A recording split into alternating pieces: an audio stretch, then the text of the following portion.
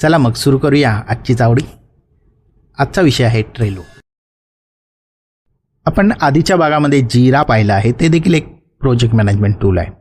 जिरा आणि ट्रेलो याच्यामध्ये काय फरक आहे किंवा कोणतं टूल कधी वापरू शकतो ते आपण पाहूया.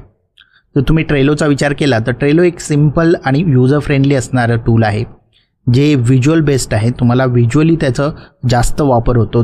व्हिज्युअली बोर्ड्स आणि कार्ड्स तुम्ही पाहू शकता, ड्रॅग अँड ड्रॉप करू शकता आणि त्याचमुळे जनरल टास्क आणि डेली वर्कसाठी हे एक परफेक्ट टूल आहे. याउलट जिरा थोडंसं कॉम्प्लेक्स आहे, थोडं जास्त पॉवरफुल आहे, जास्त फंक्शनॅलिटी आहेत त्यात. जर तुम्ही एखादं प्रोडक्ट डेव्हलप करत असाल, प्रोडक्ट डेव्हलपमेंट करत असाल किंवा तुमची मोठी टीम आहे जी सॉफ्टवेअर डेव्हलप करते, तर त्यासाठी तुम्ही जिरा वापरू शकता.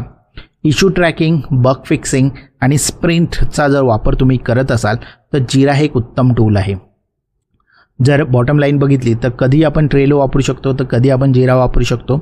जर तुम्ही नॉन टेक्निकल टास्क जास्त करत असाल किंवा तुमची टीम छोटी असेल तर ट्रेलो हे एक बेस्ट टूल आहे.